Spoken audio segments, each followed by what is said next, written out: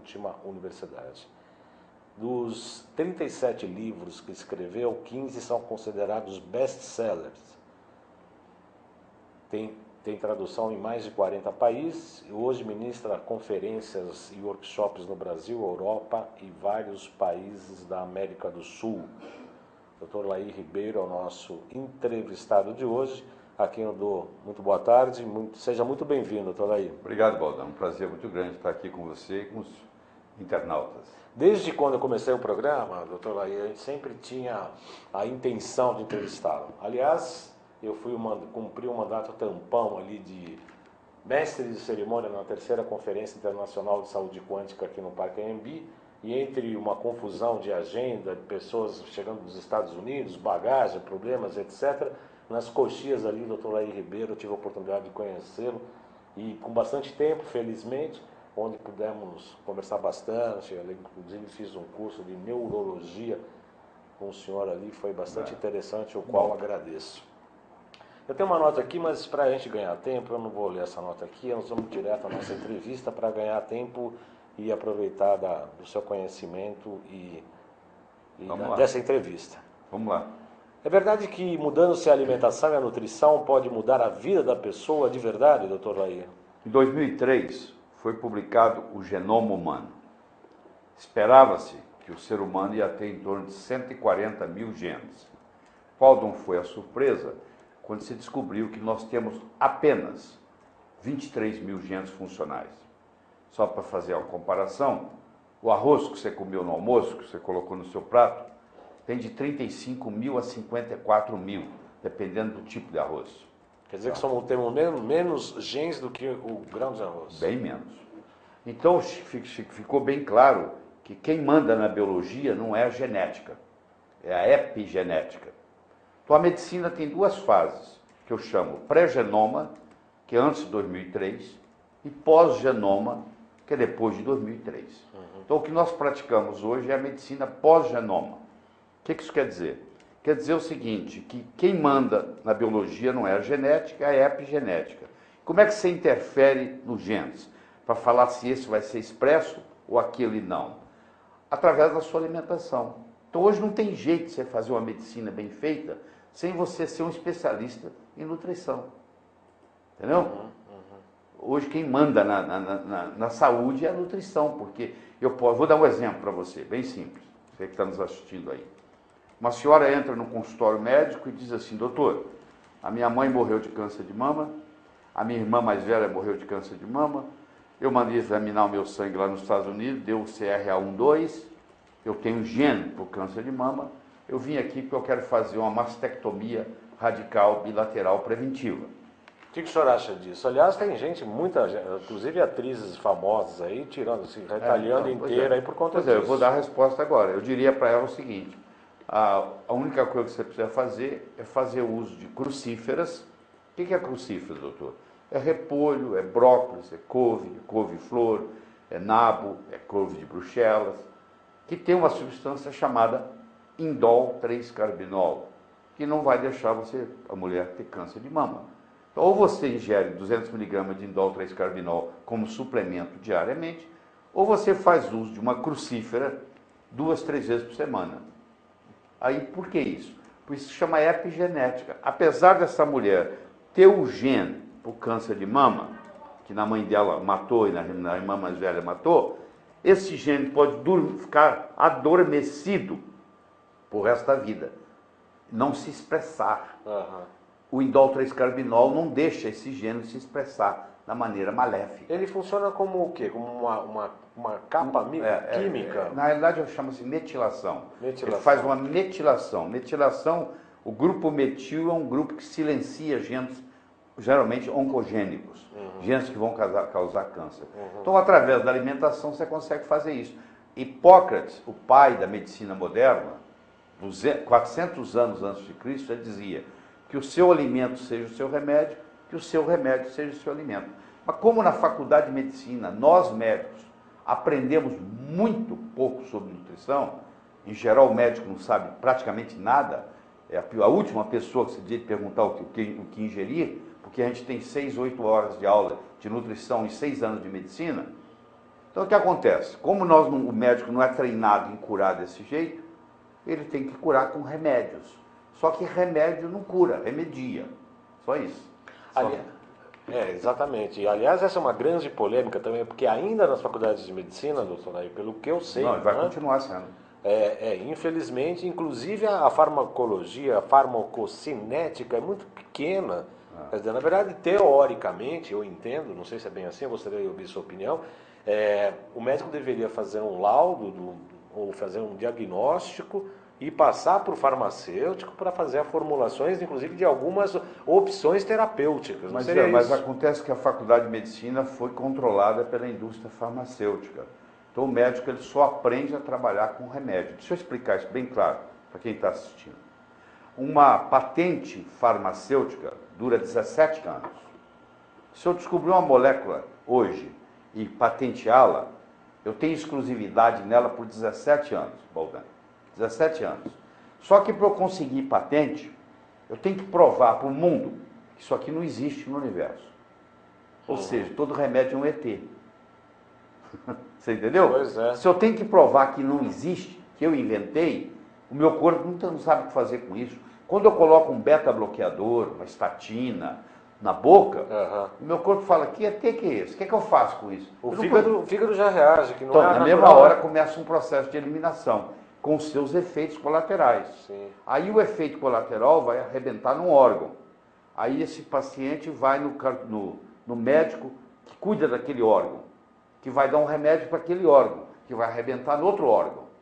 Aí você encontra um brasileiro com 65 anos de idade, tomando em média 6 remédios por dia. 6? 6. A minha mãe tomava 50 comprimidos no dia, doutor. Pois é, 50 Eu comprimidos. estou dizendo média, né?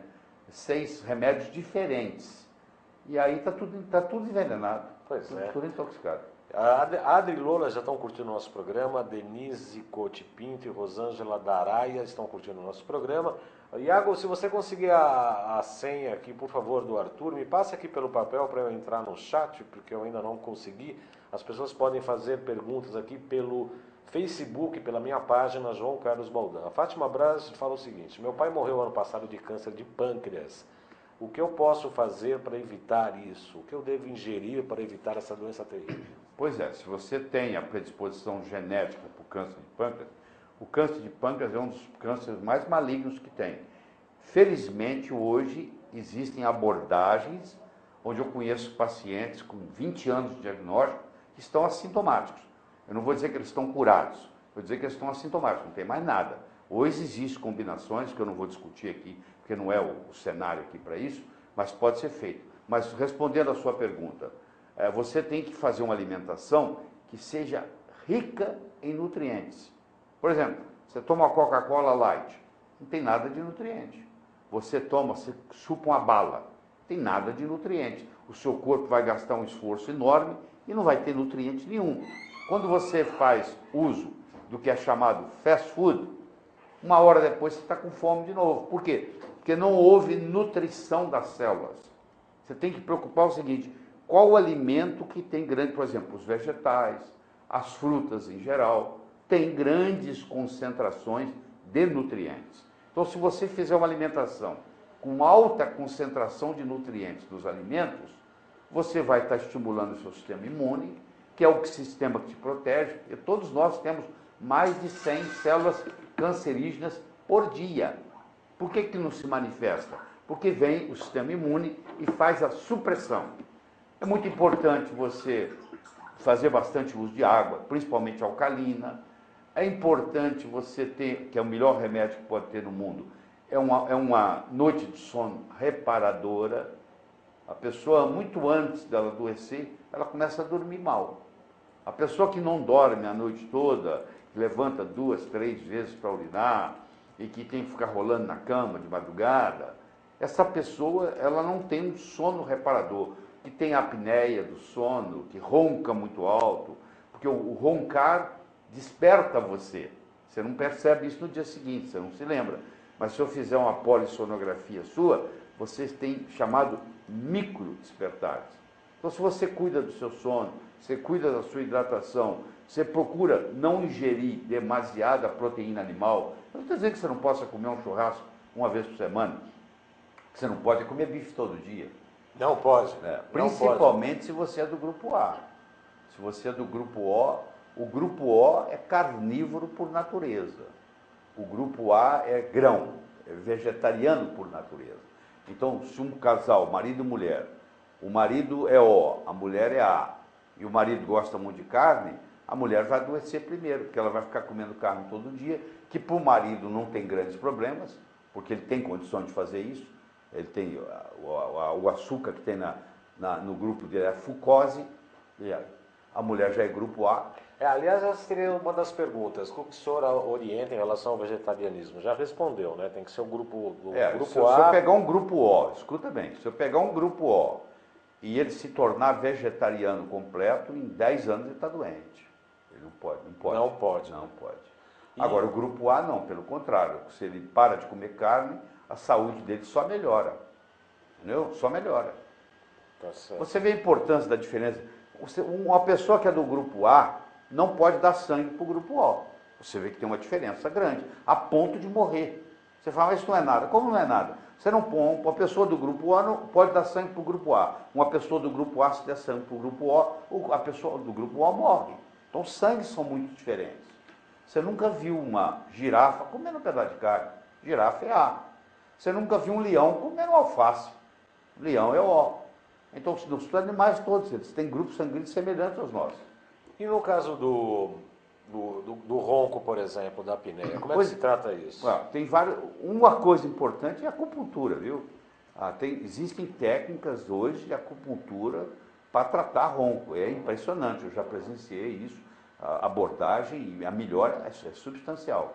Existe um stent nasal que é o seguinte, Baldani, à medida que você envelhece, essa válvula aqui vai fechando. Aí você começa, quando você está dormindo, você começa a respirar pela boca. Aí essa musculatura aqui, com o passar dos anos, vai enfraquecendo, a língua cai para trás. E no cair a língua, você para de respirar. Você tem que voltar, aquilo não é o suficiente para te acordar, para você ficar consciente, mas na polissonografia mostra que você teve um micro despertar. Então, à medida que você vai descansando, acontece isso. Vai descansando. E nunca entra em alfa. Você nunca entra em REM. No REM. Que é a fase paradoxal do sono. Que é o Rapid Eye Movement. É o movimento Se você não tem REM, o ideal é você ter 20 minutos de REM 5, 6 vezes por noite. O que vai te descansar é o REM. Se você tomar um sonífero para dormir, um remédio para dormir, mas que, tipo benzodiazepínico, que faz você dormir muito bem, só que ele acaba com o seu REM. Você acorda tão cansado quando você deitou. Você dorme 10 horas e tem outra coisa também, igual comer. O benzodiazepínico não impede que você entre no sono REM? Impede que você diminui a fase do REM, bastante. E aí não descansa tão profundamente. Aí não descansa tanto. Aí a pessoa está cansada o tempo todo. O tempo todo cansada. Entendeu? A Raquel Matos fala que acompanha a PNL com o senhor desde o início. Tem 4 anos que ela desenvolveu uma alergia e não consegue descobrir quais são as causas. Tem marca no corpo da cintura para cima e agora está atacando a palma da mão. Parece picada de abelha. Sabe o que pode ser? Sei. Você tem que tirar o glúten e tirar o leite. Por 15 dias. Vamos fazer um teste? Você não vai ingerir nada de leite. Nem leite, nem derivados. E você não vai ingerir nada que tenha glúten. Deixa eu te falar o que tem glúten. O trigo, o centeio e a cevada tem glúten. Tá? A aveia não tem glúten, mas no Brasil a aveia é empacotada no mesmo galpão do trigo. Aí ela tem glúten. Então você, para ingerir aveia, tem que vir escrito aveia sem glúten. É quase um pleonasmo, mas não é verdade, mas é verdade, porque quando ela fala aveia sem glúten, significa que essa aveia foi empacotada num galpão separado do trigo. Então você vai tirar o trigo, o centeio, a cevada, ou seja, você vai tirar a cerveja. Você tira por 15 dias. Aí você vai ter uma melhora absurda. Aí você não precisa mais de explicação de ninguém. E o inclusive inclui aí, eu não posso fazer leite de trigo, nada disso? Não, se ela quiser fazer leite, ela tem que fazer leite de alpiste. Alpiste. Que é muito bom. Que é gostoso também, né? E entra na internet, tem em espanhol, leche, L-S-H-E, leche de alpiste. Ela te ensina em 13 minutos a fazer o leite de alpiste, que é melhor do que o leite de vaca. Nós somos os únicos animais no planeta Terra, adultos, que tomamos leite. Você nunca vai encontrar uma vaca tomando leite. Aliás, eu tenho falado muito isso, porque eu assisti uma palestra do Dr. Lair, num curso de pós-graduação para médicos, e eu tenho um caso curioso, inclusive, que comprova a sua tese. Sim. Eu tive a filha de um diretor de um hospital que fez tomografia, cintilografia, de cérebro, dor de cabeça. Eu falei, olha, eu fiz acupuntura, falei, tira o leite. Em meia hora a mãe me ligou, já tá morrendo de dor de cabeça. Ué, mas o que aconteceu? Ah, passei num restaurante árabe, comi carne quibe cru e coalhada seca. Eu falei, ah, que legal, né? Fica sem o leite e tal. 3 dias depois, reduziram as crises, com 2 sessões de acupuntura, não teve mais crise nenhuma. A partir dos 9 anos de idade, a gente para de produzir lactase. Quer dizer, já era para ninguém, a partir dos 9 anos, tomar leite. Você nunca encontra um animal adulto que mama. Aí a pessoa fica preocupada, mas se eu tirar o leite, de onde vai vir o cálcio? Eu te faço a seguinte pergunta: a vaca mama? Não. Se a vaca põe cálcio no leite, todo você acha que ela tira o cálcio? Não, do capim que ela coma, tudo que tem verde tem cálcio. Os vegetais todos têm cálcio. E a doutora Cáter esteve aqui no programa da semana passada, e a doutora Luciana também falou, nutricionista, falamos que o leite mais tira o cálcio dos ossos. É verdade. E como é que os médicos ficam falando, tome leite para o colesterol, doutor? Aí? Por cálcio? Tomo leite por causa do cálcio. É do cálcio, exatamente. O colesterol é outra pergunta. Eles falam, mas, coitado, falta, porque não tem conhecimento de nutrição que eu posso fazer. Nós, médicos, entendemos muito pouco de, a não ser que você vire um especialista. Eu fui ser nutrólogo, eu fiz o curso, eu sou especialista, pelo Conselho Federal de Medicina, pela Abram. Fui lá, fiz. Aí você tem que estudar. Mas fora isso, o pessoal não sabe, não. Eu me confundi com o colesterol aqui, porque eu estou lendo a pergunta da Rosângela da Araia. Vamos lá. Ela pergunta, o famoso colesterol alto, o que fazer na menopausa com histórico cardíaco na família? Qual o melhor caminho para baixar? Primeiro que não precisa baixar, né? Primeiro que o colesterol não é bandido, o colesterol é mocinho. Isso. Se a pessoa tem deficiência de vitamina D, por exemplo, não toma sol, o colesterol sobe. A pessoa tem hipotiroidismo, que é muito comum aqui no Brasil, não está diagnosticado, o colesterol sobe. O colesterol ele foi pego na cena do crime, algemaram ele, levaram ele preso, só que ele era o mocinho da história. Ele estava lá para desvendar o crime. E acharam que era ele que era o criminoso. Então essa necessidade de baixar colesterol, isso aí foi criado com a finalidade de vender medicamentos para baixar colesterol. Essa é a grande finalidade. Eu tenho 115 DVDs médicos em assuntos diferentes. Eu tenho 3 DVDs só sobre o tratamento do colesterol, como que não deveria de ser.